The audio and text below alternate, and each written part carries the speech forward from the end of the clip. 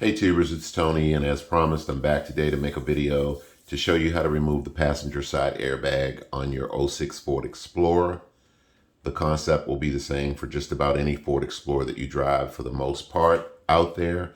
In any vehicle to where you need to remove the passenger side airbag, the concept should be the same. However, you may need to remove one or two things that are in your way that are different than what's on the Ford Explorer. I want to warn you now, this video may be slightly lengthy. I'm not going to rush. I'm going to take my time and explain this carefully to those who need to remove the passenger side airbag in their vehicle for whatever reason. A little bit of history right quick before I jump into things. Back in January 22nd, struck a deer. Both airbags were deployed. The insurance company totaled the vehicle. I bought the vehicle back from the insurance company because the only reason it was totaled was because the airbags blew and it had a little bit of minor cosmetic damage on the front. The bumper, the fender, the lights were broken. All that stuff is fixable, easily taken care of. So just wanted to let you know why I'm replacing the airbag. FYI, guys, this video is also going to be done a little bit differently. Okay, so it may not be done in the normal sense where you see me take the airbag out and install it. I'm going to show you and tell you how to get it out correctly. Okay, however you keep track as you take things apart so that you can put them back together. Take photographs, make a video, whatever works for you, please do that, because I will not be fully showing you every step of the way. I'm going to get you to where you need to be for the most part with most of this stuff, and then the rest is easy on you. Before you begin working on any airbag system for whatever reason, if your airbag has been deployed or even if your airbag has not been deployed, if you're working on your airbag system for whatever reason, you always want to disconnect the black cable from your battery, then disconnect the red cable from your battery, tie those away from the battery and make sure that they in no way come in contact with the battery while you're working on the airbag system. When you go to hook that battery back up, guys, in the end, hook up the red cable first, then the black cable. That's how you do that. So once you disconnect the cable from the battery, I recommend that you wait about 10 hours to let the vehicle's system fully discharge. Sometimes these airbag systems can hold electricity in them, so you want to wait and let it fully die down. Anywhere from 5 to 10 hours, guys, just to be safe, especially if your airbag has not been deployed. Okay, if both airbags have been deployed, then you can go to work immediately. So once you do that, here's a couple things that I'm going to point out to you that you will need to replace in the event that you had an accident, you plan to fix your vehicle back up yourself, your airbags were deployed for whatever reason. The first thing will be the seat belts. Anytime you're in an accident and your airbag goes off, your seat belts are going to wind in really kinky like this. There's a cord behind here that pulls it in to keep you from going forward. So you'll need to replace your seat belts, both driver and passenger. You can go online and look for a new seat belt, or you can go to the junkyard. The second thing, if your vehicle is in an accident, you'll need to have reset or purchase new impact crash sensors. They are located on the front bumper of the car. So if you face the vehicle, look down, look right behind your license tag, there is a heavy piece of metal that runs from left to right on both ends of that metal, driver's side and passenger side. You will find these impact sensors retained by a 10-millimeter bolt. Again, they need to be reset or you need to purchase new ones.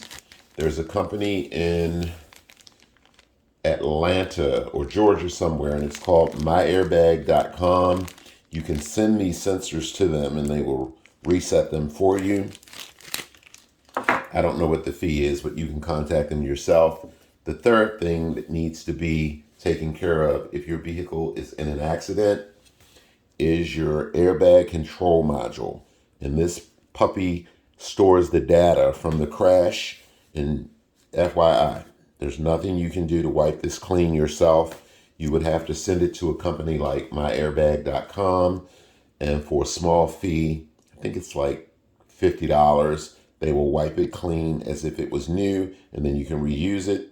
Or you can go to the junkyard like I did, take an old module out of another vehicle that has not been in a crash, install it in your vehicle, and you'll have to take it to a body shop or some mechanic that has the type of scan tool that can wipe it clean, wipe the codes clean, okay?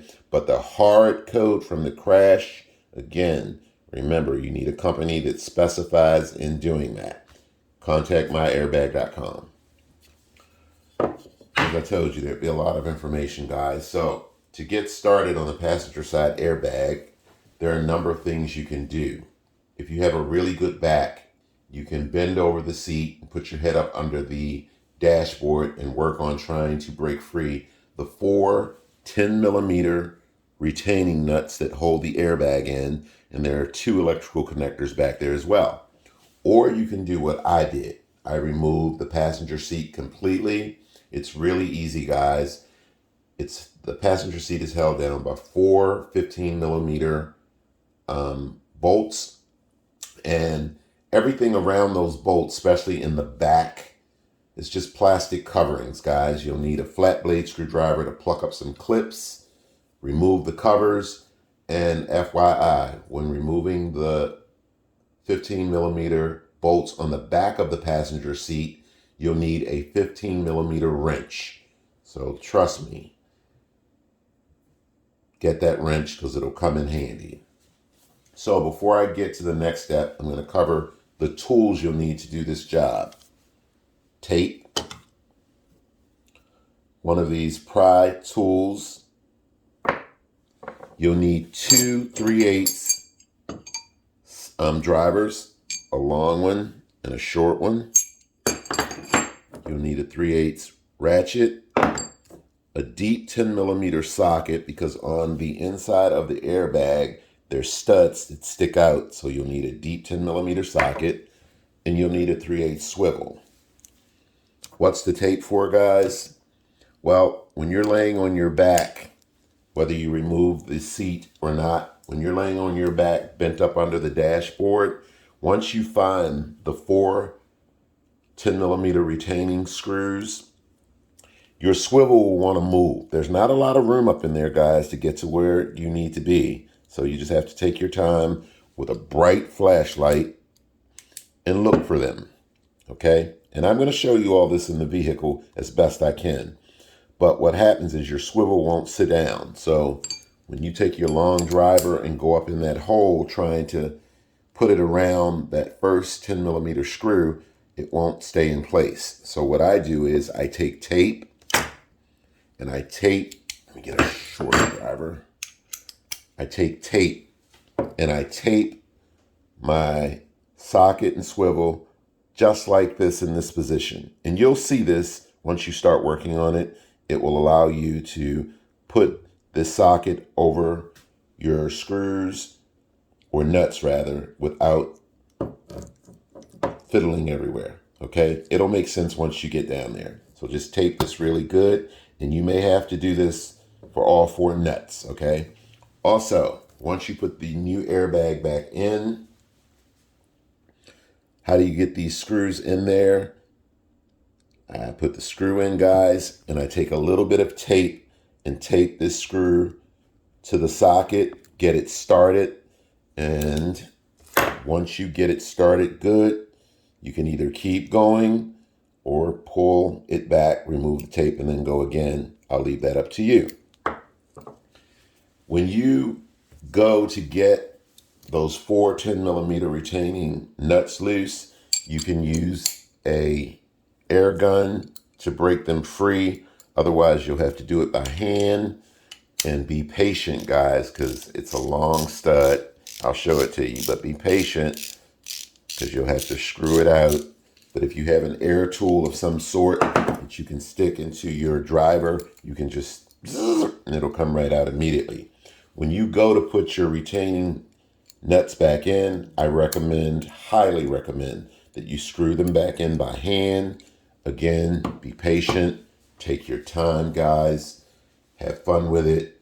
Make sure you use a bright flashlight to pay attention to everything you're doing. So, how do we get to the airbag? First thing you're going to need to do is move the glove box. This little tab on the glove box, push it inward, and on the other side, push it inward. The glove box will just fall down like so. You'll see a number of 7 or 8 millimeter screws. Remove those, and then you can take the glove box and move it to the side. Then you're going to see a metal plate that sits above your head. It's about 5, 7, or 8 millimeter screws. Move that, let it hang to the side, and for the most part, you're well on your way to looking for the airbag or 10 millimeter retaining nuts. So here's what your old airbag looks like, and I've already removed it from the vehicle. Okay, that's what your studs look like. And remember, I told you there are 4 studs, so take your time. The airbag, guys, once you break those studs loose, you want to push the airbag towards the seat area or the back of the vehicle. Just push it towards the back of the vehicle and raise it up, and it'll come out. Don't try and pull it all the way out. What you'll find is you'll find an electrical connector here, and I'm going to show you this in a minute. You'll find an electrical connector there that you need to break free. Okay, so let me pull out a good airbag so you get a good idea of what a good airbag looks like. Hold tight. Okay, tubers, I'm back. So this is what a good airbag will look like.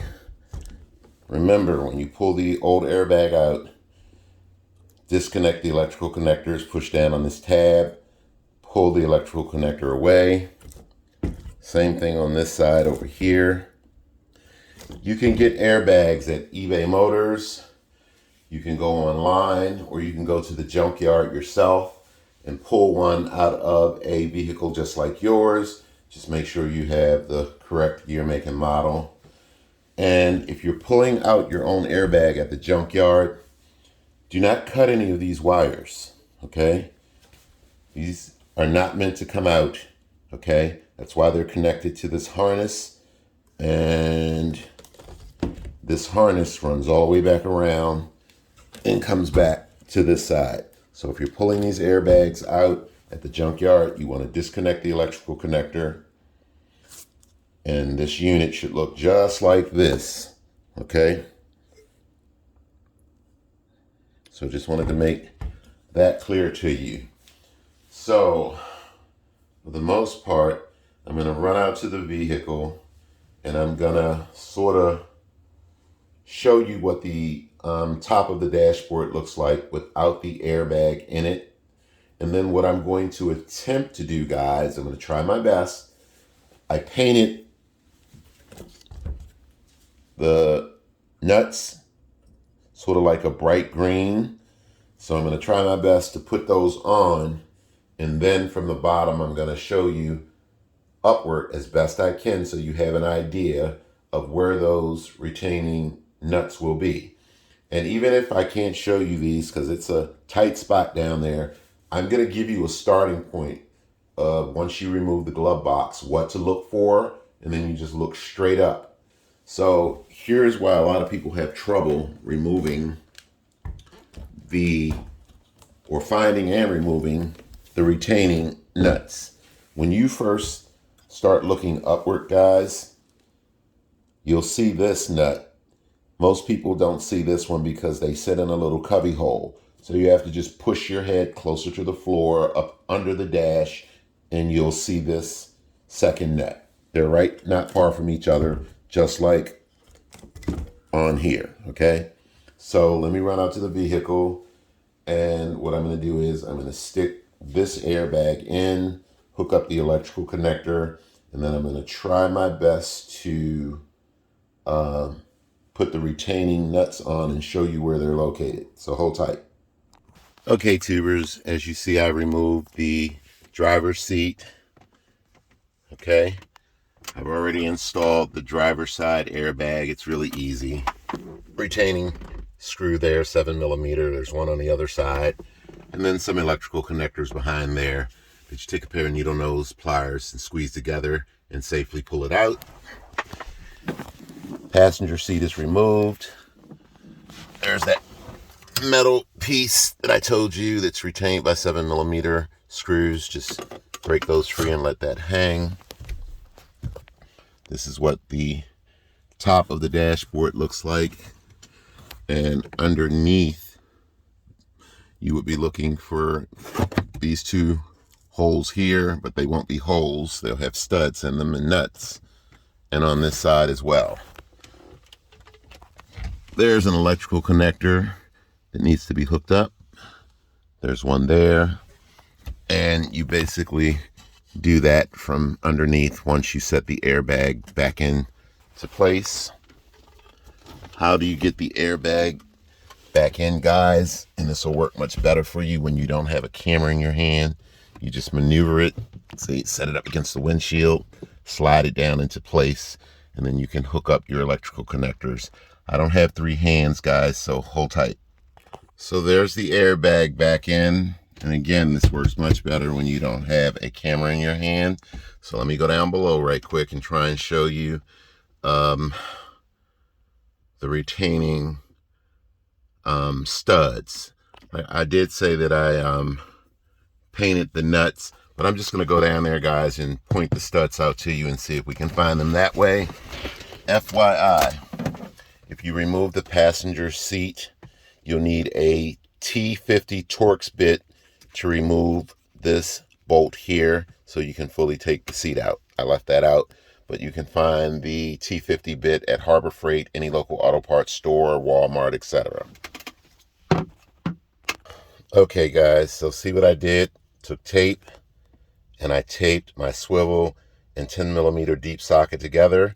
I also taped the retaining nut, one of the retaining nuts, to that socket so that it doesn't fall back to me.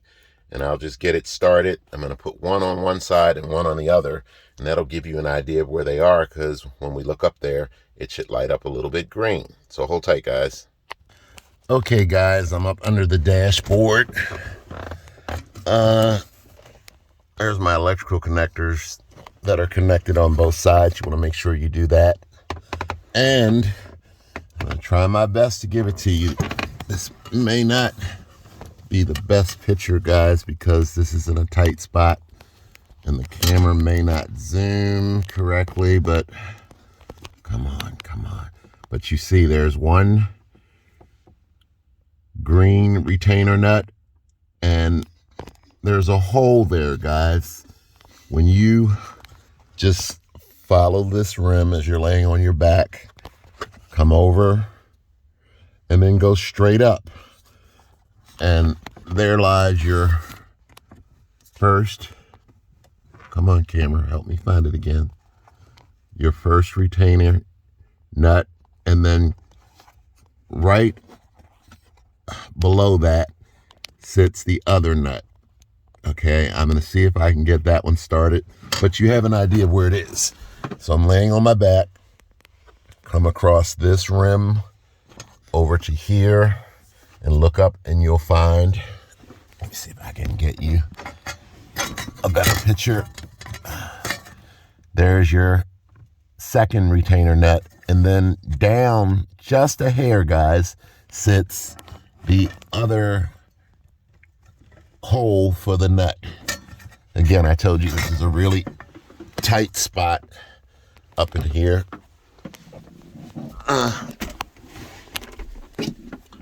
Not the easiest to get to.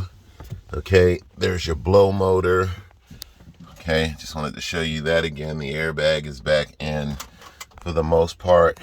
And then again, you can use an air tool to remove those retaining nuts, but I highly recommend that when you put them in, hand tighten them until they are really tight, then back off. Guys, I want you to keep in mind that when you go to put all 4 of these retaining nuts in, because you have to do a lot of wiggling, your tape may become loose on your swivel. So if you find that's the case, you want to put new tape on it so that it's nice and stiff. You know, whatever works for you. So I'm on bolt number 4, and I had to add a little bit more tape to keep this thing from moving around. Okay, guys, if I haven't mentioned this, now's the time to mention this. You need to be extremely patient while doing this job, okay? By no means at all is this easy. I will not tell you that, okay? So have a lot of patience. There's nut number 1, and I'll try without this turning off the camera, give you nut number 2. You sort of see it at the bottom. That's the best I can do for you guys, okay? It's just too tight of a spot. And let's see, where are we? Up here. There's nut number 1. And just below this wire sits nut number 2, okay? You just want to make sure that they're nice and tight. And once you start feeling true resistance, back off, guys.